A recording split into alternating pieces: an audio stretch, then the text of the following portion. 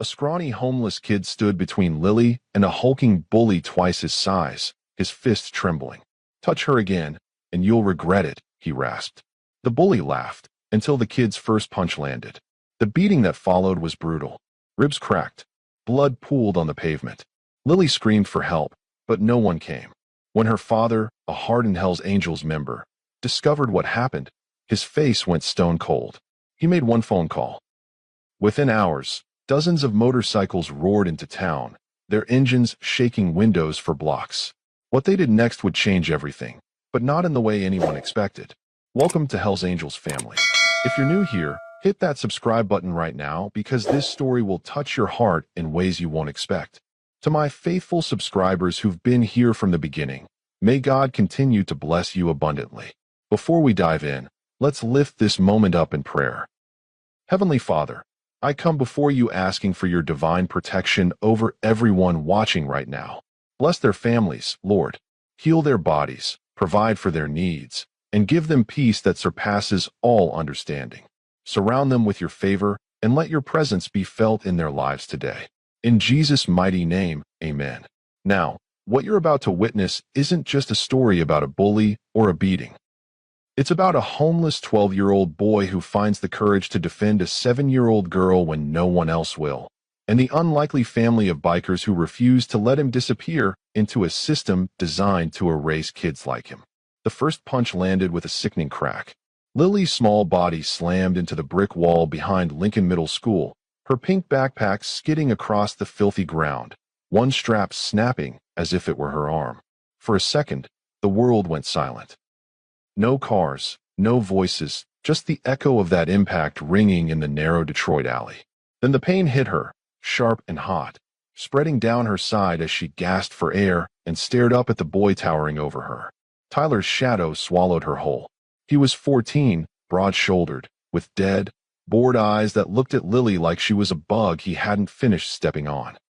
He grabbed the front of her faded unicorn hoodie and jerked her closer, his breath sour, his knuckles already scraped from too many fights no one ever punished him for. "Didn't you hear me, Lily?" he hissed.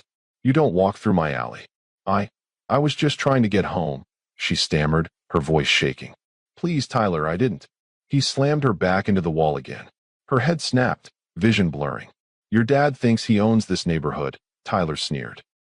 "Let's see how tough you are without all his biker friends around." Lily's heart pounded so hard it hurt. She knew better than to say his name. Her father had warned her, never brag, never threaten, never say who I ride with. It makes you a target. But Tyler already knew. Everyone at school did. The whole East Side knew who Lily's father was. Reaper, a core member of the Hells Angels. Tyler yanked on her hoodie, lifting her toes off the ground. "Cry louder," he whispered. "Maybe he'll hear you." Her eyes filled as her throat tightened. She wanted to scream. She wanted her dad. But her voice came out small, broken. "Please just stop." From behind the overflowing dumpster near the end of the alley, 12-year-old Marcus heard everything. He had been there for almost an hour, knees hugged to his chest, hiding from the cold wind that cut between the school and the old brick apartment building. The city smelled like wet concrete and exhaust, but back here it smelled worse, like sour milk, old fries, and something rotting in a black trash bag no one bothered to tie properly. Marcus had just found half a sandwich in the garbage, still wrapped, only a little soggy from juice leaking from a nearby carton. It was the best thing he'd seen all day. He had been about to take his second bite when he heard the first thud, the whimper, the word he knew too well. "Please." His grip tightened around the sandwich. His stomach growled, but he didn't move. Fights happened. Bullies existed. He had learned, after 8 months on the streets, that getting involved was the fastest way to get hurt or worse. Invisible kids survive. Loud kids get buried. But then he heard something that froze him in place. "I'll make your dad pay for this." "You hear me, Lily?" Tyler snarled. "You or him. One of you is gonna bleed." Lily. She sounded so small. Marcus peeked around the corner of the dumpster, heart hammering. He saw her, tiny, maybe 7, with messy brown hair and a unicorn hoodie that looked like someone had actually cared when they bought it. Tyler's fist was drawn back, his eyes cold. And for a moment, Lily's terrified eyes met Marcus's. They were the same eyes his little sister had the night everything went wrong. Wide, wet, desperate. His sandwich hit the ground. Every instinct screamed at Marcus to stay hidden, to let it go, to remind himself that the world had never stepped in for him. When his mom overdosed on that stained mattress in a freezing apartment. When the cops came and took his sister but lost his paperwork. When he woke up in a shelter one morning and realized nobody was coming back for him. No one saved him. But maybe, just maybe, he could save someone. If this was happening to a kid you loved, would you want someone to walk away or step in? Subscribe before we get deeper into this, so stories like this never go unseen. Marcus's legs moved before his brain caught up. He stepped out from behind the dumpster, fists clenched, heart pounding so hard he thought Tyler might hear it. "Hey," he shouted, voice cracking. "Get away from her." Tyler turned slowly, annoyance flashing across his face. When he saw Marcus, thin, clothes too big, hoodie stained and torn, his lips curled into a cruel grin. "You again," he muttered. "You the little alley rat the janitors keep chasing off?" Marcus swallowed hard. "Leave her alone," Tyler snorted. "Or what?" Marcus didn't have an answer. His mouth went dry. But Lily's whimper pulled him closer, like a rope around his ribs dragging him forward. He planted his feet between Tyler and Lily, spreading his arms just enough to shield her. Just go," Marcus said. "Pick on someone your own size." Tyler laughed. "You think we're the same size?" He shoved Marcus in the chest. Marcus stumbled but didn't fall. He couldn't. Lily was behind him now, clutching her backpack, cheeks streaked with tears. "Please," Lily whispered. Don't do this." Marcus took a breath, so deep it hurt, and swung. His fist connected with Tyler's jaw. The shock of impact traveled all the way up his arm. For a fraction of a second, Marcus thought, maybe this will work. Tyler's head snapped to the side. There was a stunned silence in the alley. Then Tyler's tongue touched the corner of his lip, tasting blood. His eyes went dark. "Oh," he said quietly. "You just made this fun." The first punch to Marcus's stomach knocked the air out of his lungs. He folded over, gasping, the world tilting sideways. A second blow caught his jaw, then his ribs, then his shoulder. Each hit was a flash of white, a burst of pain that blurred the edges of reality. He tried to stay standing, tried to block, but he had never been in a real fight. Not like this. Marcus hit the ground hard. "Stop," Lily screamed, voice cracking. "Please, Tyler, stop." Tyler didn't stop. Boots slammed into Marcus's side. Once, twice, 3 times. A sharp, electric pain shot through his ribs. Something gave with a crack that made bile rise in his throat. He tasted blood, metallic and warm, dripping down his chin. He curled in on himself, arms over his head, lungs burning. The asphalt was rough against his cheek. Trash blurred in his vision. The sky above the alley was a thin strip of gray. Somewhere, distantly, he heard Lily's sobs. "Why are you doing this?" she cried. "Because people like him," Tyler grunted, punctuating each word with a kick. "Don't belong at our school." Marcus wanted to shout that he didn't go to their school, that he wasn't people like him, that he used to do homework at a real kitchen table, with his mom humming in the background and his little sister coloring beside him. But his voice wouldn't come. His body felt like it was shutting down one piece at a time. If you were here watching this happen in real life, would you stay silent? Comment where you're watching from, because too many kids like Marcus suffer unnoticed. Lily darted forward, tiny hands pushing at Tyler's arm. "You're hurting him. You're going to kill him." Tyler shrugged her off, but her words hung in the air. "Kill him." Marcus's vision tunneled. Every breath felt like a knife. The world narrowed to pain, the cold bite of concrete, the copper taste on his tongue. Then, suddenly, the kicking stopped. Breathing heavily, Tyler stepped back, flexing his bruised knuckles. Marcus lay twisted on the ground, one arm curled protectively over his ribs, the other limp at his side. Lily dropped to her knees next to him, shaking. "Marcus," she whispered, voice barely audible. "Marcus, can you hear me?" His eyelids fluttered. He tried to focus on her face, but everything swam. "Hey," he slurred. "You okay?" She nodded, tears spilling over. "You saved me. Why did you do that?" His lips twitched into something that might have been a smile. "Because no one did for us." The word us slipped out before he could stop it. Lily blinked. "Us." But before Marcus could explain, a shadow fell over them. Tyler stood over them again, chest rising and falling, eyes scanning the mouth of the alley. You better not say a word, he muttered. About any of this. To anyone. He jabbed a finger at Lily. You tell your dad, I swear. He stopped suddenly, because Lily's trembling hand had reached into her backpack and pulled out something small, white, and worn around the edges. A card. She clutched it so tightly her knuckles turned white. Tyler leaned closer, squinting. What's that? Lily's voice shook. My dad's emergency card. Tyler snatched it from her fingers. The moment his eyes landed on the name printed in bold letters, his smirk vanished. Reaper. For the first time that afternoon, Tyler looked genuinely scared. He glanced from the card to Lily, then down at Marcus's broken body. A curse slipped under his breath. Without another word, he shoved the card back into Lily's hand and backed away. This never happened, he muttered. Got it. Then he turned and bolted out of the alley, leaving Lily and Marcus alone with the wind, the trash, and the faint sound of traffic somewhere beyond the brick walls. Lily's hands shook as she pressed them against Marcus's side, trying to stop the blood seeping through his torn shirt. His breathing was shallow, ragged. Don't close your eyes, she begged. Please, Marcus, stay with me. I'm going to get help. She fumbled for her phone, fingers numb, heart racing. She knew the number by heart. She wasn't supposed to use it unless it was life or death.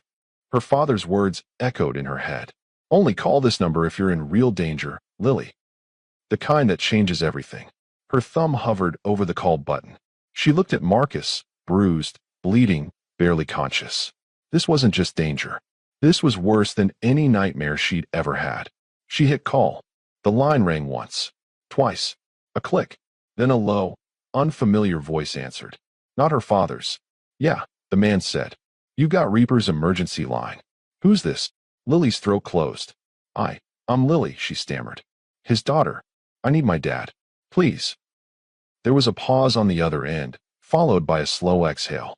Lily, the man repeated, his tone shifting. Where are you? In the alley behind school, she choked out. A boy, he got hurt because of me. He's bleeding. He can't breathe right. Another pause. The man's voice dropped lower. Listen carefully. Your dad isn't picking up right now, but I work with him. Stay exactly where you are. Don't move. Don't talk to anyone. You understand. Tears blurred her vision. Is he coming? The man hesitated just long enough to make her stomach twist. Someone's coming, he said. And when they get there, everything is going to change. The call ended. Lily stared at the phone, heart racing. She looked down at Marcus, whose eyes were half closed, his lashes clumped with sweat and dust. Help is coming, she whispered, brushing hair from his forehead. I promise. A low, growing rumble that didn't sound like ambulances or police cars. It sounded like engines. Lots of them. But Lily didn't know yet that the person she called wasn't the person who was supposed to answer. And the men riding toward her weren't just coming to help. They were coming with a history that tied them to Marcus in a way no one had told her yet. Engines shattered the quiet long before the bikes came into view. Lily sat on the curb outside the emergency entrance of Detroit Mercy General, knees pulled to her chest. Reaper's white emergency card clenched so tightly in her fist the edges cut into her skin. The automatic doors hissed open and closed behind her as nurses rushed in and out, but nobody stopped to talk to the little girl with the tear-streaked face and dried blood on her hands. Most of the blood wasn't hers. She could still feel the weight of Marcus's body when the paramedics lifted him from the alley. Limp, too light, his hoodie soaked dark around his ribs. They had asked her questions. What happened? Who did this? Was he a student here? Did she know his last name? All she'd been able to say was, he saved me. Now the memory echoed every time the doors slid open and she caught a glimpse of the hallway that swallowed him. The rumble started as a vibration in the pavement under her sneakers. At first she thought it was just another truck passing on the main road. But it grew, layer upon layer, until it sounded like a storm rolling over the city, metal and thunder, and something low and angry that made her chest buzz. A security guard standing by the entrance straightened, hand narrowing over his radio. What the? Lily wiped her nose and looked up. They appeared all at once. A line of motorcycles turned the corner, headlights cutting through the afternoon haze. Chrome flashed. Leather vests, patches, skulls and wings in flames. The Hells Angels didn't arrive quietly. They arrived like a warning. People on the sidewalk stopped walking. A woman pushing a stroller froze. A man in a suit stepped back and pulled out his phone. The first bike pulled up to the curb, its engine snarling. The rider killed the throttle and swung a boot to the ground. He was tall, broad, tattoos crawling up his neck and under his beard. His vest bore the familiar Death's Head emblem. And above it, the name. Reaper. Lily's lungs forgot how to work for a second. She scrambled up, legs wobbling. Dad. Reaper's head snapped toward her voice. For a fraction of a moment, the hardened lines of his face cracked, and something raw flickered there. He cut the engine and was off the bike in an instant. He didn't hug her right away. His eyes swept over her. Cheeks, arms, hoodie, the dried smear of red on her sleeve. His jaw clenched, the muscle twitching. Are you hurt? He demanded, voice low, steady, terrifying in its restraint. Lily shook her head so fast her vision blurred. No, I'm okay. I'm okay. He took one step closer and cupped her face with his calloused hands, thumb brushing the corner of a bruise forming along her jaw. His touch was gentle, at odds with the fury in his eyes. He bent down to her height. Tell me what happened, he said. The other bikes rolled in behind him, engines idling. Men dismounted one by one, boots heavy on concrete, vests creaking. A few of them watched the doors, scanning the parking lot like they expected trouble. The hospital security guard spoke frantically into his radio, eyes wide. Lily tried to breathe, but the words tangled in her throat. Dad, her voice cracked. He was going to hurt me. He already did. Tyler. He pushed me. He hit me. I couldn't get away. Reaper's hands slid from her cheeks to her shoulders, steadying her as she trembled. Tyler who? He asked. Tyler Grimshaw, she whispered. From school. A murmur went through the line of bikers. Someone cursed under their breath. Reaper's eyes went colder. And the blood, Lily? On your sleeves. On your hands. That his. She swallowed. No. It's Marcus's. Reaper's brow furrowed. Who's Marcus? The boy who stepped in, she said, voice breaking. He was hiding, and he saw what was happening. He told Tyler to stop. And then Tyler beat him up instead. So bad, Dad. He couldn't breathe. Reaper went very still. He took the hits for you, he said quietly. She nodded, tears spilling again. He doesn't even go to our school. He doesn't have anywhere to live. He just saw me, and her chest hitched. He wouldn't walk away. Reaper straightened slowly, his hands dropping to his sides. Something had changed in his face. The anger was still there, but it had condensed into something sharper, more controlled. Behind him, the other Hell's Angels watched, waiting. He turned toward the hospital entrance. One of the bikers stepped closer. Reap, you want us to. Hold the line, Reaper said, not taking his eyes off the sliding doors. Nobody lays a hand on anyone. Not here. Not yet. The security guard moved into his path, palm up. Sir, you and your group can't block the entrance. You're scaring patients. Reaper stopped inches away, police-style sunglasses reflecting the guard's nervous face. When he spoke, his tone was calm. My daughter is bleeding in front of a hospital, he said. And the boy who kept her from being carried in on a stretcher is somewhere inside, fighting to breathe. You got a problem with that. You take it up with administration. He took one deliberate step forward. The guard instinctively stepped back. If you care more about how we look than why we're here, Reaper added softly, that says more about you than it does about us. The guard hesitated, hand hovering near his radio. Then he glanced at the line of bikers, silent, steady, unmoving, and shifted to the side. Reaper walked in. Lily grabbed the back of his vest, fingers tangling in worn leather. The hospital air smelled like antiseptic and metal, humming with the steady beep of distant machines. Nurses behind the front desk froze as the biker with the skull on his back approached. The clerk at the desk cleared her throat, forcing professionalism. Sir, can I help you? Yes, Reaper said. My daughter was brought in with a boy. His name is Marcus. He's about 12. Thin, brown hoodie, bruised, bleeding. He stopped her from getting killed in an alley behind Lincoln Middle. The nurse's eyes softened for a moment, then moved nervously to the patches on his vest. Are you family? Reaper held her gaze. I am now. She hesitated. We have to follow protocol. Only immediate relatives can. Check your intake, he said. You got a last name for him? An address? Anyone listed to call? The nurse turned to her computer, fingers typing.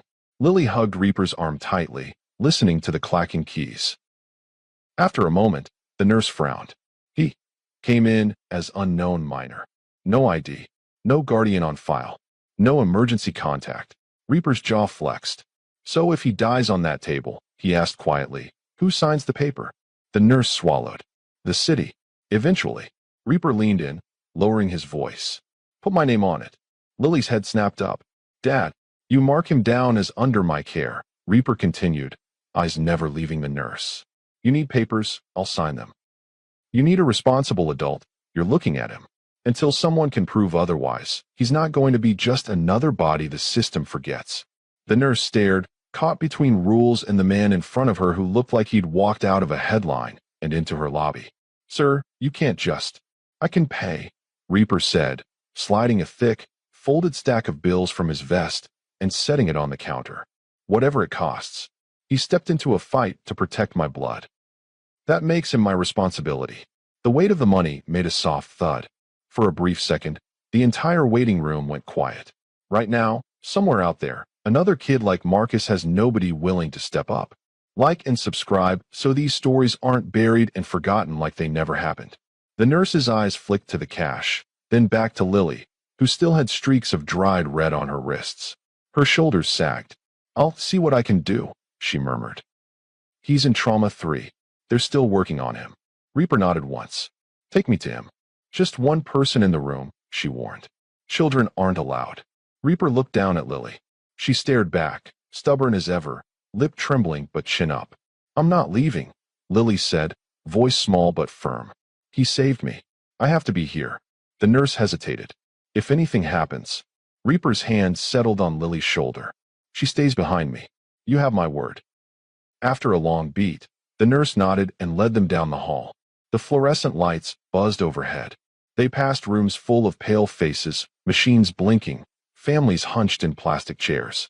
Lily's sneakers squeaked on the tile. She kept replaying the image of Marcus on the asphalt, his arm crooked at a strange angle, his lips trying to curve into a brave half-smile, even as his chest rattled. What if that was the last time she'd see his eyes open? They stopped outside a door marked Trauma 3. Through the narrow gap in the curtain, Lily glimpsed movement, blue scrubs, gloved hands, machines beeping in rapid patterns. A doctor stepped out, pulling down a mask. His expression shifted when he saw Reaper's vest. You the father? He asked. Reaper didn't blink. Yeah, he said. You could say that. The doctor glanced at Lily, then lowered his voice. Your boy's in rough shape. Multiple broken ribs, possible punctured lung, concussion. He lost a lot of blood. If he'd gotten here 30 minutes later, we might not be having this conversation. Lily's stomach dropped. The hallway swayed for a second. Is he going to die? She whispered. The doctor's hard face softened. We stabilized him, he said. But the next 24 hours are critical. We'll know more when he wakes up. If he wakes up. If. The word landed like a punch. Reaper's jaw tightened. Can we see him?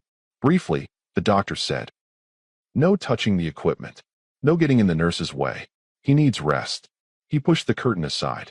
The smell hit Lily first. Antiseptic, metal, something faintly burnt. Then she saw Marcus. He looked even smaller on the hospital bed. His hoodie was gone, replaced by a gown that hung off his bony shoulders. White bandages wrapped his chest, a dark stain spreading slowly on one side. A tube ran from his nose, and 4 dripped into his arm. His face was swollen along one cheekbone, a bruise already blooming under one eye. But it was the sound that broke her, the slow, labored whistle of each breath. Lily edged closer, fingers twisting the hem of her hoodie. Hey, she whispered. It's me, Lily. His eyelids fluttered. For a second, she thought he hadn't heard. Then, slowly, his eyes cracked open. They were dull with pain, unfocused, but they found her. Hey, he rasped, voice thin. You okay? She nodded, tears spilling again. You shouldn't ask me that. I'm fine. You're the one who, her voice cracked. You shouldn't have done it. His lips twitched. Bad at watching people get hurt, he muttered. Trust me, tried it before. Reaper stepped to the other side of the bed, arms crossed, gaze scanning the monitors before settling on Marcus's face. So, he said quietly, you're the kid who decided to stand between my daughter and a beating. Marcus blinked slowly. Somebody had to. Reaper studied him for a long moment. What's your last name? He asked. Silence. Marcus swallowed. Don't got one, he whispered. Not one that matters. Reaper frowned. You got a family? Anyone we should call? Marcus's gaze drifted to the ceiling. Not anymore. The words were flat, practiced. Like he'd said them so many times they weren't even real feelings anymore. Just lines in a script no one cared to listen to. That kind of loneliness shouldn't feel normal to a 12-year-old. If you've ever felt abandoned or overlooked like Marcus, you know this pain too well. Hit like and subscribe so these real, messy stories have a voice that doesn't get silenced. Reaper's eyes moved to the chart hanging at the foot of the bed. He picked it up, ignoring the nurse's protest. Sir, that's medical. He read quickly, eyes narrowing. No last name. No address. Intake notes. Found in alley, unaccompanied. Possible runaway. No ID. Halfway down the page, his stare sharpened. Where'd you say you'd been staying? Reaper asked, voice carefully neutral. Marcus winced as he tried to shift. Here there, he said. Shelters, mostly. Sometimes the old apartments on Jefferson. Before that, an address doesn't matter if nobody's home. Reaper's fingers tightened around the chart. His gaze lingered on a single line near the bottom, a notation from a social worker who had been called but hadn't yet arrived. Reported previous residence. 814 Ashcroft. Mother deceased. Death ruled narcotics related. No father listed. Lily watched her dad's face drain of color. 814 Ashcroft, he repeated quietly. Marcus's brow furrowed. Yeah, he said. Before she. He didn't finish. Reaper set the chart back, very slowly. Lily looked between them, confused. Dad? She whispered. What's wrong? For a moment, Reaper didn't answer. He just stared at Marcus like he was seeing a ghost in a hospital gown. Your mom, Reaper said at last, voice low. What was her name? Marcus hesitated. Tasha, he whispered. Tasha Green. The name hit Reaper like a physical blow. Lily saw it. The way his shoulders stiffened. The way his eyes darkened not with rage, but with something heavier. Guilt. Memory. Recognition. He took a step back from the bed, fingers flexing like he didn't know what to do with his hands. Dad, Lily said again, panic edging into her voice. Do you know him? Reaper swallowed. His gaze locked on the boy who'd bled in an alley for his daughter. Yeah, he said, the word coming out rough. I know his family. He looked at Marcus, and for the first time, there was no distance in his eyes. No barrier of leather, metal, or reputation. Kid, Reaper said quietly, you're not just some stranger who stepped into our lane. He exhaled slowly, the weight of a memory pressing down on every word. You're connected to something I should have fixed a long time ago. Lily's heart pounded as the room seemed to shrink around them. Because whatever Reaper had just recognized in Marcus's file, it wasn't just about a random homeless boy anymore. It was about a past he'd buried, and a debt that might be far bigger than she or Marcus could even imagine. The house on Maple Ridge Drive looked like it belonged in a holiday catalog. White columns, brick facade, manicured lawn edged with decorative stones. The kind of place where people smiled in their Christmas cards and pretended nothing ugly ever happened behind closed doors. Reaper killed the engine of his motorcycle in the driveway and looked up at the second-story window, where a shadow moved quickly behind lace curtains. They knew he was coming. Behind him, 6 other bikes rolled to a stop along the curb. No revving, no theatrics. Just the quiet click of kickstands and the creak of leather as the Hells Angels dismounted and waited, arms crossed, eyes scanning the neighborhood like sentries. Lily had stayed at the hospital with one of the club's old ladies, a woman named Gina who'd raised 3 sons and didn't scare easy. Reaper had made her promise not to leave Marcus's side until he returned. Because whatever he was about to do, his daughter didn't need to see it. Not yet. A man in a navy blazer stepped onto the porch, cell phone pressed to his ear. He was mid-40s, graying at the temples, with the kind of smile that had won him elections. Councilman Derek Grimshaw. The man who'd spent a decade shaping Detroit's East Side zoning laws while his son spent that same decade breaking bones without consequences. Derek ended the call and pocketed the phone, his expression shifting into something carefully neutral. Reaper, he said, voice smooth. I heard you might be stopping by. Reaper walked up the stone path slowly, boots heavy on the pavers. He stopped at the base of the porch steps and looked up at the councilman. Your boy put my daughter against a brick wall, Reaper said. No preamble. No politeness. Derek's jaw tightened, but he kept the smile. I think there's been a misunderstanding. He cracked 3 of another kid's ribs defending her. Reaper continued, voice flat. That kid is 12. He weighs maybe 90 pounds. Your son is 14 and built like a linebacker. Derek shifted his weight. Tyler said it was self-defense. Self-defense, Reaper repeated slowly, like he was tasting the words. Against a 7-year-old girl and a homeless kid half his size. Behind him, one of the bikers, a man called Axe, with a scar running from his eyebrow to his jaw, let out a low, humorless laugh. Derek glanced past Reaper to the line of leather vests and crossed arms. His smile faltered. Look, Derek said, lowering his voice. I don't want trouble. If there was an incident, we can handle it privately. Maybe some sort of compensation for medical bills. I already paid his bills, Reaper said. That's not why I'm here. Derek blinked. Then what do you want? Reaper took 1 step up onto the porch. Derek instinctively stepped back. I want your son, Reaper said quietly, to understand what accountability looks like. The front door opened before Derek could respond. A woman stepped out, tall, blonde, expensive yoga clothes, diamond studs glinting in her ears. Monica Grimshaw. She looked at Reaper like he was a stain on her imported tile. This is private property, she said sharply. You can't just show up here and... Your son hurt 2 kids today, Reaper interrupted. One of them is my daughter. The other one almost died on a hospital table because he stepped in to stop it. Monica's face tightened. Tyler wouldn't. He did, Reaper said. And you know he did. Because this isn't the first time, is it? Silence. Derek's hand moved to his wife's shoulder. Monica. She shook him off. We've handled Tyler's issues. He's seeing a counselor. He's a predator, Reaper said, voice cold. And you've been covering for him since he was old enough to throw a punch. Monica's eyes flashed. How dare you? I dare, Reaper said. Because I've been in this neighborhood long enough to hear the whispers.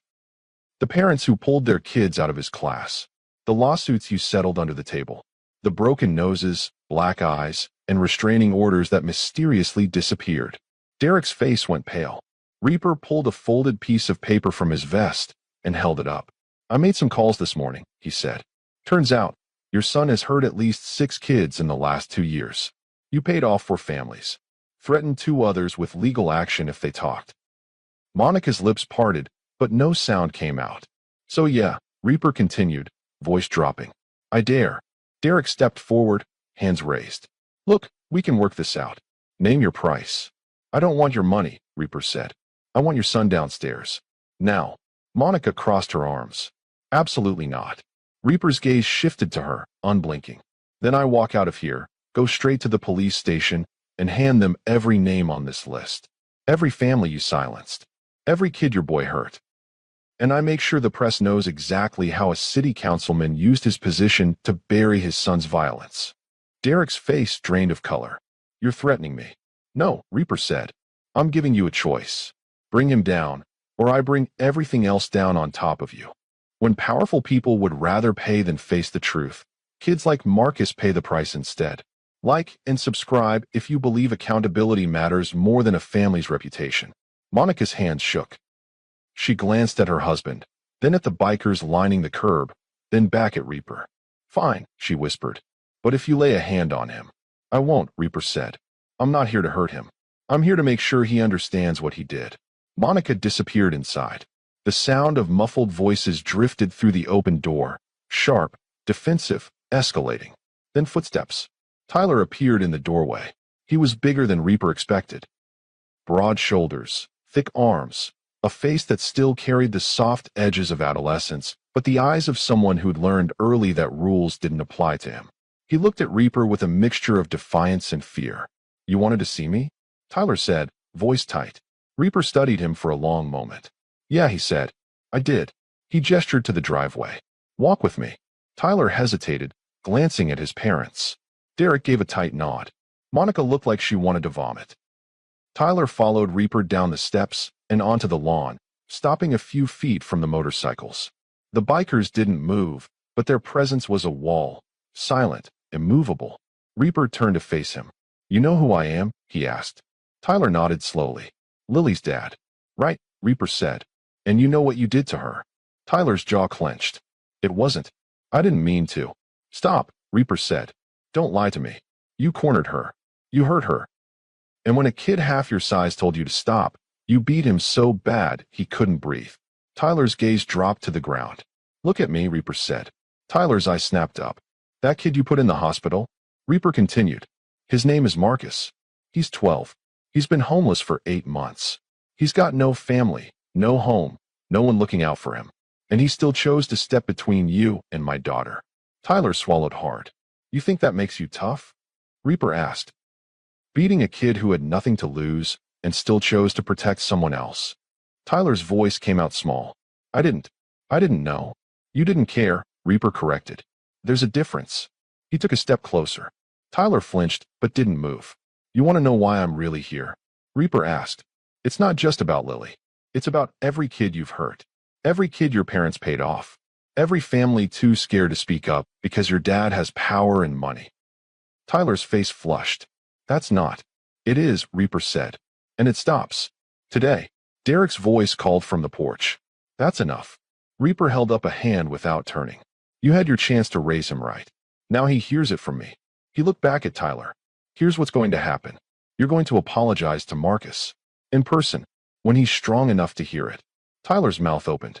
I'm not done, Reaper said. You're also going to write down the name of every kid you've hurt. Every single one. And you're going to help me reach out to their families so they know they can talk now. No lawyers. No threats. Just the truth. Tyler's eyes widened. My dad will never. Your dad doesn't get a vote, Reaper said. You do. You can own what you did, or I take this list to the police and let them sort it out. Your choice. Silence hung heavy in the air. Tyler's hands trembled. Why do you even care? He asked, voice cracking. About some homeless kid. You don't even know him. Reaper's expression didn't change. I know him better than you think. Tyler frowned. What's that supposed to mean? Reaper didn't answer. Instead, he pulled out his phone and opened a photo, one taken at the hospital an hour ago. Marcus, bruised and bandaged, eyes barely open, but still managing a faint smile when Lily whispered something to him. He held the phone up so Tyler could see. That's who you almost killed, Reaper said. Take a good look. Tyler stared at the image. His throat worked as he swallowed. You don't get to walk away from this, Reaper continued. Not without facing it. Not without knowing his name. Not without understanding that he's worth more than you ever gave him credit for. He lowered the phone. And here's the part that's going to keep you up at night, Reaper added, voice dropping. Marcus wasn't just some random kid hiding behind a dumpster. Tyler's brow furrowed. What are you talking about? Reaper's jaw tightened. 8 months ago, a woman named Tasha Green overdosed in an apartment on Ashcroft. The cops came. Social services took her kids. One of them slipped through the cracks. Tyler's confusion deepened. I don't. That kid was Marcus, Reaper said. And Tasha Green? She was someone I knew. Someone I should have helped before things got that bad. Tyler's face went pale. You didn't just beat up a homeless kid, Reaper continued. You beat up a kid I failed. A kid who's been surviving on his own because the system, and people like me, let him fall. The weight of those words settled over the driveway like a storm cloud. Derek stepped off the porch, voice strained. Reaper, you can't seriously. Reaper turned, eyes blazing. I can. And I will. Because if I don't, who does? Monica appeared beside her husband, face crumpling. Tyler didn't know, she said, voice breaking. He didn't know any of that. He should have, Reaper said. Because it shouldn't matter who Marcus was or who he's connected to. He's a human being. That should have been enough. He looked back at Tyler. So yeah, you're going to apologize. You're going to own it. And you're going to help me make sure no other kid in this city gets buried the way Marcus almost did. Tyler's voice was barely a whisper. And if I don't? Reaper's expression hardened. Then I make sure everyone knows what you did. And what your parents did to cover it up. You'll carry that for the rest of your life. How many kids suffer in silence because no one with power is willing to speak up? Like and subscribe, because stories like this don't end unless we refuse to look away. Tyler looked at his parents. His mother's face was streaked with tears. His father's hands were clenched at his sides. Finally, Tyler nodded. Okay, he said, voice shaking. I'll do it. Reaper studied him for a long moment, then nodded once. Good. He turned to leave, then paused. One more thing, he said. Tyler looked up. The man who answered Lily's call? Reaper said. The one who picked up my emergency line when I didn't. Tyler frowned. What about him? Reaper's expression darkened. He wasn't supposed to have that number. And the only reason he did is because someone gave it to him. Someone who wanted Marcus found. Tyler's confusion deepened. I don't understand. You weren't just bullying Marcus for fun, Reaper said. Someone put you up to it. Someone who knew Marcus was hiding. Someone who wanted him flushed out. The air seemed to freeze. Monica gasped. That's insane. Is it? Reaper asked, eyes locked on Tyler. Because here's what I can't figure out. How did you know to corner Lily in that specific alley? On that specific day? When Marcus just happened to be there? Tyler's face went white. I didn't. I saw her walking. Try again, Reaper said. Tyler's mouth opened and closed. Someone texted me. Derek's head snapped toward his son. What? Tyler fumbled for his phone, hands shaking. He scrolled, then held it up. A single message. No contact name. Just a number. Lily Mercer walks through the alley behind Lincoln at 3:15. Alone. Do what you do best. The world seemed to tilt. Reaper took the phone, staring at the message. His jaw flexed. Who sent this? He demanded. Tyler shook his head frantically. I don't know. I swear I don't know. I thought it was just, I don't know, someone messing around. Reaper's eyes narrowed. You got this message, and you just went along with it? Tyler's voice cracked. I thought it was a prank or something. I didn't think. You didn't think, Reaper repeated coldly. He handed the phone to Axe, who pulled out his own device and started tracing the number. Monica stepped forward, voice desperate. This doesn't make sense. Why would anyone target your daughter? Reaper's gaze shifted to her, then back to Tyler. Because, he said slowly, they weren't targeting my daughter. Everyone froze. They were targeting Marcus. The words hung in the air like a blade. And the only way they could find him, Reaper continued, was by using someone he'd step in to protect. Lily. The realization hit like a freight train. Reaper turned and walked toward his bike, phone already at his ear. Gina, he said, voice tight.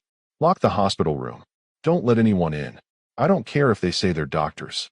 No one gets near Marcus until I get back. He hung up and swung onto his bike. Tyler's voice cracked behind him. Wait, who's after him?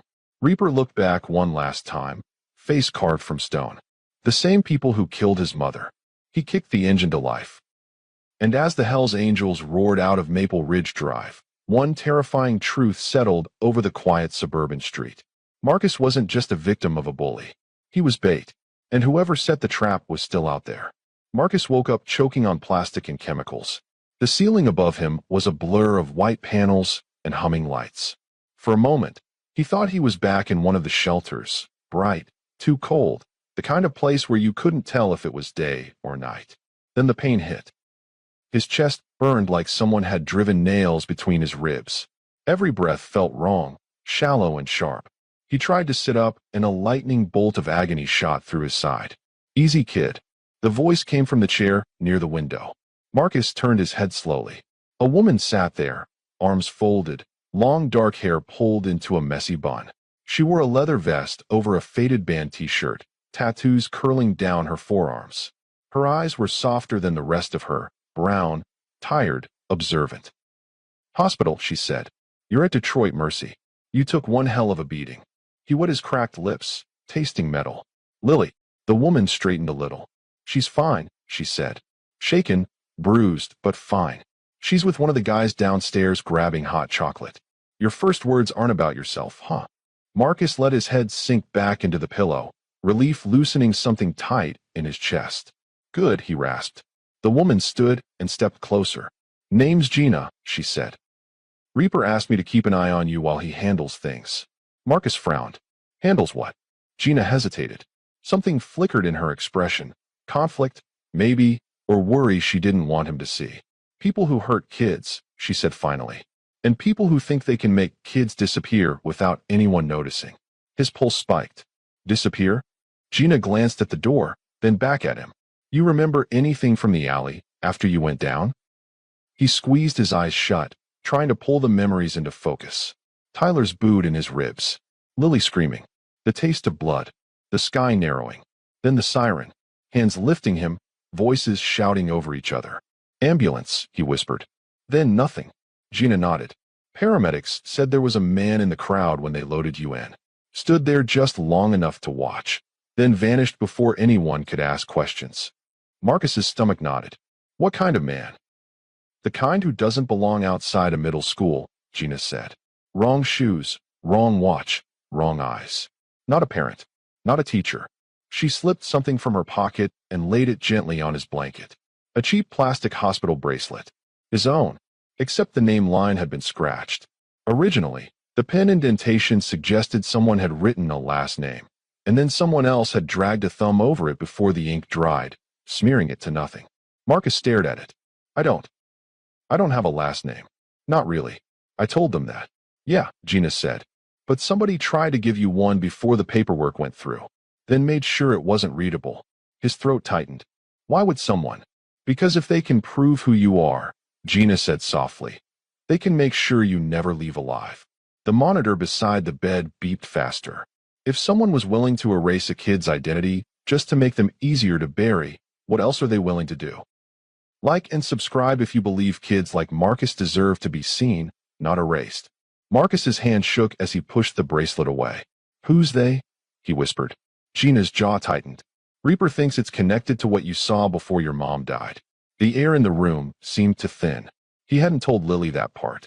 He hadn't told anyone that part in a long time. 8 months earlier. The smell of burnt plastic and cheap incense. His mom's voice cracking on the phone, saying everything was going to be okay when it obviously wasn't. The door kicking open. Men with badges, but not wearing uniforms, shouting. A packet on the table. A shout. A gun. He stared at Gina. The cops, he said, barely audible. Some of them, she said carefully. Not all, but the kind that take evidence home instead of to the station. The kind that clock out before they do their worst work. He felt suddenly cold, like the hospital gown was made of paper and air. Why now, he asked. Why come after me now? You didn't disappear like they expected, Gina said. You started surviving. Street sees more than people think. Word got around about the kid who saw too much on Ashcroft and didn't end up in foster care or a grave. Wrong ears heard it. Marcus swallowed hard. The room felt too small, the beeping too loud. So they used Lily, he said slowly. To find me. Gina nodded once. Reaper's piecing that together right now. The message to the bully. The emergency line getting answered by the wrong person. Someone's pulling strings. Marcus bit the inside of his cheek until he tasted blood. I should have stayed hidden, he muttered. If I hadn't stepped in, they wouldn't know. Gina slammed her hand lightly against the side rail, startling him. Don't do that, she said sharply. Don't you dare make this your fault. He flinched, eyes wide. You did what decent adults should have done, she continued, voice firm but quieter. You stepped in when a kid was in danger. That doesn't make you bait. That makes you brave. Nobody had ever said that word to him about anything he'd done. Brave. He looked away, blinking hard. Brave gets you dead, he muttered. Sometimes, Gina said. But sometimes it gets the right people angry enough to change things. Footsteps echoed in the hallway. Several. Heavy, not the soft squeak of nurses' shoes. Gina's head snapped up. She moved to the door and cracked it open an inch. Her body tensed. Marcus tried to push himself up again, ignoring the flare of pain. What is it? Gina shut the door quietly and turned the lock. Stay in the bed, she said. And no matter what happens, don't pull anything out of your arms. You rip that you'll drop faster than you think. His heart hammered. Who's out there? Not Reaper, she said. He'd knock louder. She crossed the room in 3 strides, grabbed the rolling tray table, and moved it in front of the door like a flimsy barricade. Then she pulled something from the inside of her vest and slipped it into the waistband of her jeans. A gun. Marcus's breath hitched. Don't look at that, Gina said. Look at me. He tore his eyes away from the weapon and met hers. You're not alone in this, she said, each word deliberate. Whatever's coming through that door isn't going to take you quietly. Not while I'm breathing. The handle turned. If someone can walk into a hospital and finish what the street started, how safe is anyone really? Like and subscribe so stories about kids like Marcus don't get buried under silence and fear. The knob rattled. A man's voice floated through the door, light, professional. Miss Green? This is social services. We're here to complete intake on the minor. Gina didn't answer. Marcus's skin went cold. Green, he whispered. How did they? They always know just enough to sound legitimate, Gina murmured. That's how they get past the front desk. A second, deeper voice joined the first. We've got authorization from Detective Halpern to move him to county facility. Open up, ma'am. No need to make this difficult. Detective Halpern. Marcus tasted bile. He knew that name. He'd heard it shouted in the Ashcroft apartment while his mother begged someone not to take her kids. He'd heard it whispered in the shelter months later, accompanied by stories about people who went into custody and never came back out. Gina moved to the head of the bed and pressed something into Marcus's hand. A small, rectangular object. His old phone. He stared at it in disbelief. I don't have service, he said. You do now, she replied. Reaper got it turned back on this morning. One number is pinned at the top. If things go sideways, and I'm not between you and whoever comes through that door, you hit that number and don't hang up. His hand trembled around the phone. What if they take it? Hide it, she said. Under your leg, in the pillowcase, anywhere. Just keep it close. Reaper's not the kind of man you call twice. The pounding on the door grew more insistent. Ms. Green, we can get a staff member to open this if you want. You're obstructing an active investigation. Gina rolled her eyes. They love that word, she muttered. Marcus swallowed. You can't shoot cops in a hospital, he whispered.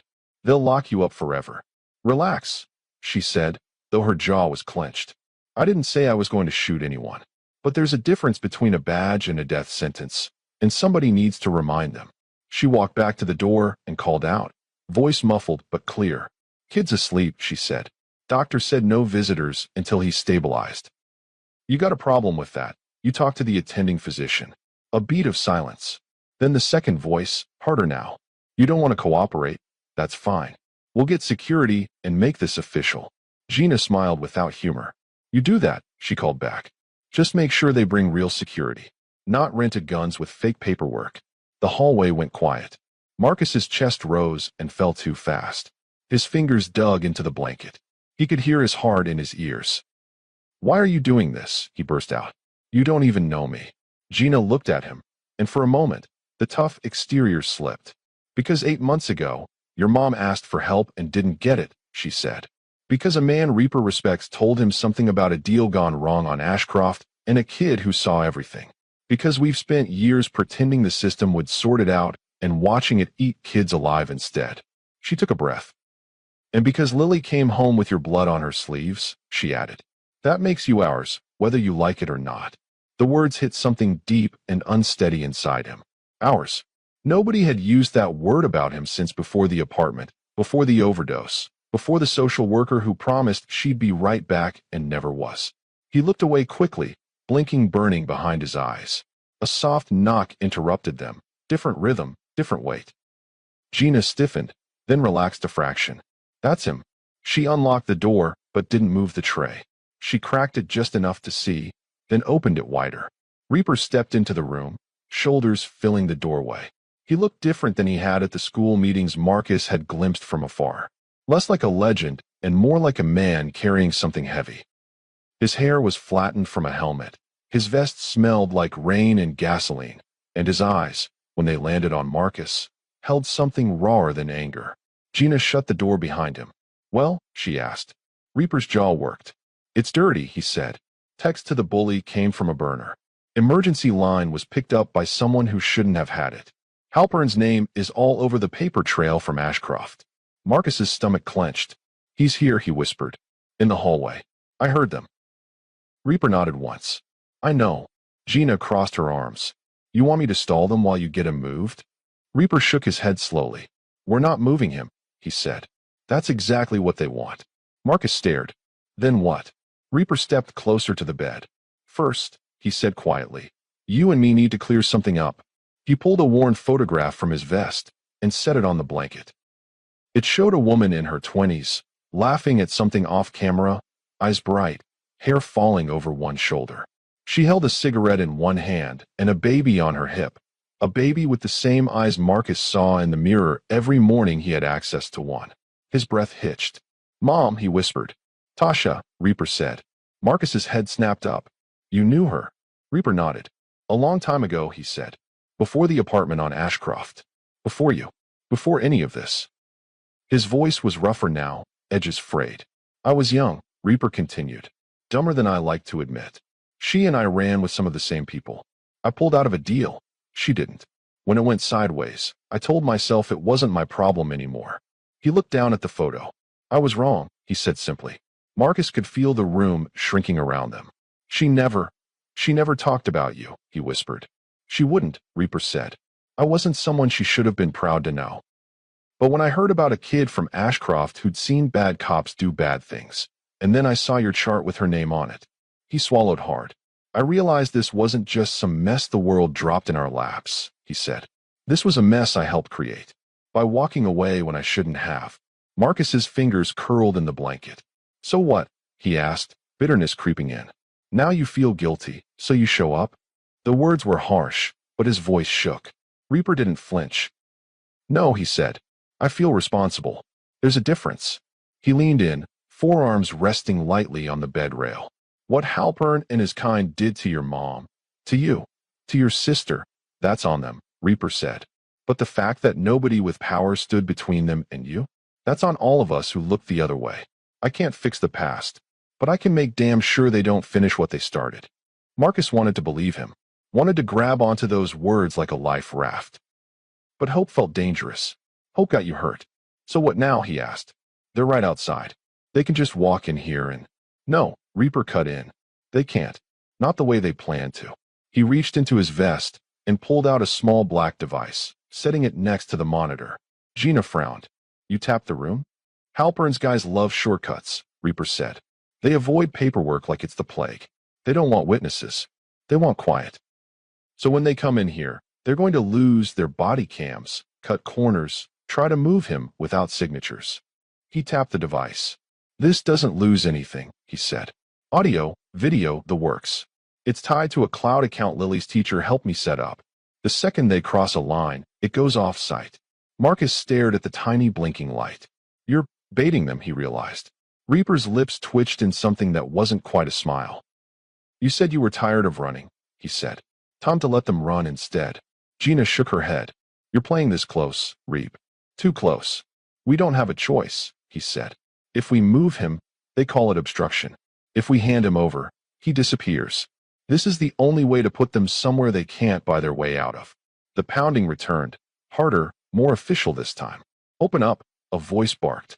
Detective Halpern, DPD. You are interfering with a legal transfer of custody. Reaper looked at Marcus. You trust me, he asked. Marcus swallowed. I don't know you. Fair, Reaper said. Then trust Lily. She asked me to keep you safe. I gave her my word. That, somehow, cut through the noise in Marcus's head. Lily's freckled face. Her shaking hands in the alley. Her whisper over his hospital bed. You saved me. He nodded once. Reaper straightened. All right, he said. Let's give them what they came for. Gina moved to the side of the room, positioning herself near the window, hand at her waistband, but gun still hidden. Reaper walked to the door, glanced back once at Marcus, and then turned the lock. The door swung open. Two men in plain suits stood in the doorway. One was tall, broad, hair shaved close, jaw set. The other was thinner, eyes darting, a badge clipped to his belt like an afterthought. Between them stood Detective Halpern. He was older than Marcus remembered, but the eyes were the same, flat, assessing, cold. The kind that saw people as risks or assets, not human beings. Reaper, Halpern said, as if they were meeting at a bar instead of a child's hospital room. Didn't expect to see you playing babysitter. Reaper's face was impassive. Didn't expect to see you chasing kids instead of real criminals. Halpern's smile didn't reach his eyes. We go where the cases take us. His gaze slid to Marcus, lingering on the bandages, the bruises, the smallness of him against the white sheets. Mr. Green, Halpern said, we've been looking for you. Marcus's fingers tightened around the hidden phone under his thigh. You're not taking him, Reaper said calmly. Halpern turned back to him. You don't have the authority to make that call. He's a minor with no legal guardian. That makes him the state's responsibility. Funny, Reaper said. When he was freezing in alleys and dodging predators, the state didn't seem all that interested. Halpern's jaw flexed. Things are different now. He's a material witness in an ongoing investigation. Keeping him here is interfering with police business. Police? Gina snorted from the corner. Is that what we're calling you these days? One of the suited men shifted, hand drifting toward his holster. Reaper lifted a hand slightly. Easy, he said. Guns in a pediatric ward look bad on the evening news. Halpern stepped fully into the room, the other two following. The door swung shut behind them with a soft click. The tiny device near the monitor blinked a little faster. Halpern planted his hands on the foot of the bed, leaning in just enough to loom. Marcus, he said, voice taking on a practiced gentleness. You remember me? Marcus forced himself to meet his eyes. You were at my old apartment, he whispered. When my mom... He couldn't finish. Halpern nodded slowly, face arranged into an approximation of sympathy. I was there when the paramedics tried to save her, he said. You've had a rough year. The streets aren't safe for kids. That's why we need to move you somewhere secure. Somewhere we can keep an eye on you. Marcus swallowed. Like you kept an eye on her? The veneer cracked for a split second. Reaper's gaze sharpened. Halpern straightened. We're done here, he said briskly. Off the rails enough already. We have transport downstairs. Nurse station signed off. He reached for the bed rail. Reaper stepped between them and the head of the bed. You got paperwork? He asked. Court order? Something that says you can move him without a hearing? Halpern's eyes went flat. Don't push this, Reaper. Reaper tilted his head. So that's a no. Halpern's patience thinned visibly. Move, he snapped. Reaper didn't. Here's how this is going to go, Reaper said quietly. You step back out into that hallway. You bring a judge's order with a signature on it. Then maybe we have a conversation. Halpern smiled again, but this time, the charm was gone. You think I'm bluffing? He asked. You think your little biker club scares me? Reaper's voice dropped to something almost too soft to hear. I think you've gotten away with bending the rules so long you don't remember what they are, he said. And I think you walked into the wrong room to try it again. Halpern's eyes flicked briefly to the device by the monitor. Then his face changed. Because in that tiny blinking light, he saw something he hadn't counted on. Evidence that didn't belong to him.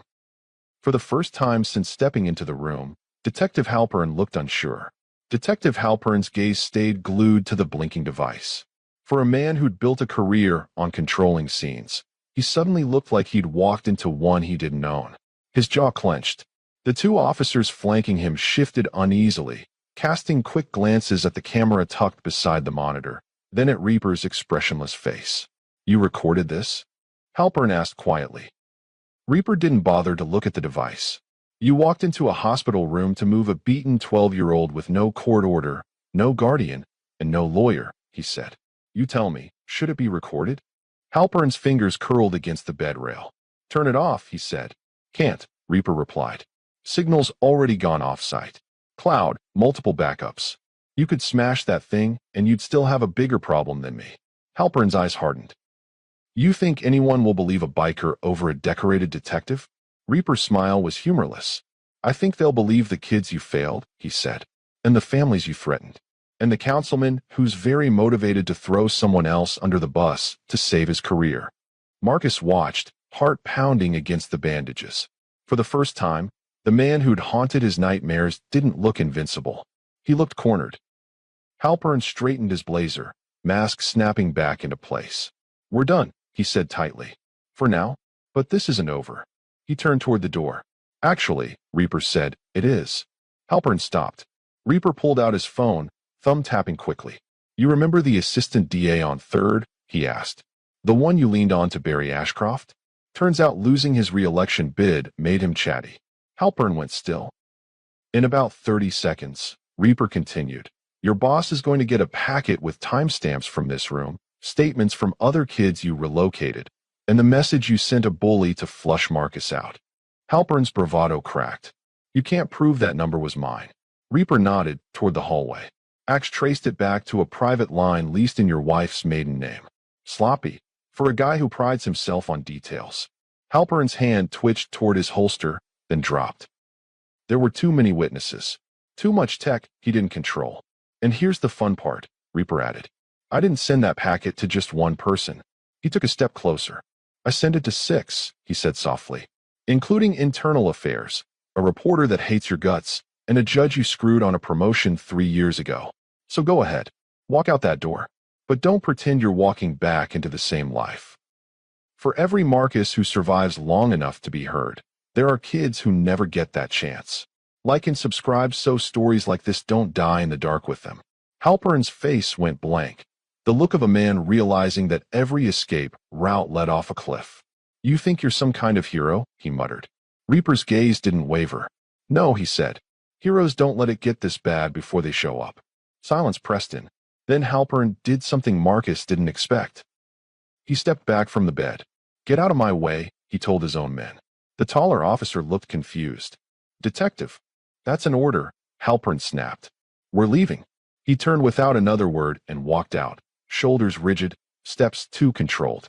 His men followed, the door swinging shut behind them with a soft thud that felt more like a slammed cell door in Marcus's chest than theirs. The room exhaled as one. Gina sagged back against the wall. You just painted a target on your own back, she said. Reaper pocketed his phone. He wasn't going to stop just because Marcus disappeared quietly, he said. This way, he actually has to answer to someone for once. He moved back to the bed, and the hard edges in his face softened when he looked at Marcus. They won't try that again, he said. Not like that. Too many eyes on them now. Marcus swallowed. So that's it. They just go away. Reaper shook his head. No. There's going to be hearings. Investigations. People will drag their feet. Some will try to bury this, too. But they can't erase you anymore. You're not a nameless kid in a forgotten file. He tapped the side of the bed gently. You're a witness, he said. And you've got people who know your face now. People. Plural. That word sat heavy and strange in Marcus's chest. So what happens to me? He asked quietly. When this all dies down. Gina pushed off the wall. That's the thing, kid, she said. You get a say this time. Reaper cleared his throat, suddenly almost awkward. I talked to a lawyer who owes me more than one favor, he said. We're filing to keep you under temporary guardianship while this is going on. It keeps you out of state facilities, keeps you under a roof we trust. Marcus frowned. Guardianship with who? Reaper held his gaze. With us, he said. With me. With Lily. With the club. Marcus's first instinct was to laugh. The image of himself in a neat living room, doing homework at some nice table with a normal family, had faded so long ago it felt like a joke. Swap the living room for a clubhouse filled with patched vests and bikes, and it sounded even more insane. You want me? Living with bikers? He asked skeptically. Gina snorted. That's rich, coming from a kid who's been sleeping in condemned buildings. Reaper's mouth quirked. You'll have a bed, he said. Hot meals. People watching your back. And you won't have to flinch every time a car slows down on your block. Marcus stared at him. Why, he blurted. You barely knew my mom. You don't know me. Why risk all this? Reaper's answer was quiet. Because walking away from your mom is the biggest regret of my life, he said. Because Lily came home shaking, and the person who stepped in for her had nobody. Because I've spent years talking about brotherhood and family, and I'm done letting those just be words we put on patches. He leaned closer. And because you deserve better than a world that only notices you when you're broken, he said. So if you'll have it, you've got a place with us. Marcus looked away, blinking rapidly.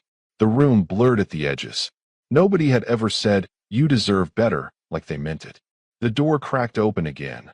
But this time, the head that peeked in was small and round, with messy brown hair and worried eyes. Dad, Lily whispered. Gina opened the door wider and let her slip through. Lily rushed to the bedside, skidding to a stop when she saw Marcus fully awake. You're up, she breathed, relief flooding her face. I thought, her voice broke. I thought you were going to die. He tried for a smile. Not yet, he said. You okay? She nodded, then punched his arm very gently. Don't do that again, she sniffed. You scared me. He winced. You punch harder than you look. Reaper watched them, something unspoken moving behind his eyes. Lily, he said softly, tell him what you told me in the hallway. She looked at her dad, then back at Marcus, suddenly shy. Her fingers twisted the hem of her hoodie. I told him, she swallowed. I told him I don't think it's fair that you saved me, and then had nowhere to go. I told him I think, if you want, you should come live with us. Marcus blinked. With you? She nodded vigorously. We have a spare room, she said. It's kind of full of boxes right now, but we can move them. And Gina says she'll teach you how to cook something other than ramen. And the guys said they'd help you with school stuff. And she sucked in a breath. And I won't walk through alleys alone anymore, she added. So you don't have to keep almost dying for me. A shaky laugh escaped him, half sob, half chuckle. What if? He hesitated, fear creeping in. What if I mess it up? What if they change their minds? Reaper answered before Lily could. Families fight, he said. They screw up. They disappoint each other sometimes. But they don't vanish when things get hard. They show up again the next day. He let the words hang there. That's what we're offering, he finished. No guarantees that it'll be perfect. Just a promise that you won't be alone in it. If you've ever gone to sleep wondering who would notice if you vanished, you know exactly what this moment means. Like and subscribe so stories about second chances reach the people who need them most. Marcus's throat felt too tight to speak. He thought about the shelters, the cold nights, the way staff rotated out, faces blurring together, the constant reminder that he was temporary everywhere he went. Then he thought about Lily's hand clutching his in the alley, Reaper standing between him and a detective with dead eyes, Gino locking the door with steady hands and absolutely no fear. Maybe this wouldn't last forever. Maybe it would be messy and loud and complicated. But for the first time in months, temporary wasn't the only word he could see. He took a slow breath, testing his ribs. It hurt, but in a way that reminded him he was still here. Okay, he whispered. I'll try. Lily's face lit up. Really, he said. But only if you promise something too. She tilted her head. What? He managed a crooked smile. Next time a bully shows up, we run together. Deal? I'm not making a habit out of the hospital food. She laughed, a wet little sound, and nodded. Deal. Gino wiped at her eye like something had gotten in it. Well, she muttered. Guess I'm buying another toothbrush. Reaper exhaled, some of the weight slipping from his shoulders. We'll handle the paperwork, he said. The hearings. The lawyers. You focus on healing. After that, we figure it out one day at a time. No more disappearing. Not on my watch. Marcus leaned back against the pillows, exhausted but lighter somehow, like a knot inside him had finally started to loosen. Outside the window, the afternoon light over Detroit looked different than it had the day before. The same cracked streets, the same sirens in the distance. But somewhere out there, a detective was facing questions he'd dodged for years. A councilman was staring at a future full of microphones instead of closed doors. And a 7-year-old girl no longer had to walk through alleys alone. Inside room 3, a boy who'd been a ghost for 8 months had a name on a chart, a hand to hold, and a home waiting that wasn't just another cot among strangers. He wasn't just the homeless kid who took a beating anymore. He was Marcus. He was alive. And for the first time in a long time, he wasn't facing what came next by himself.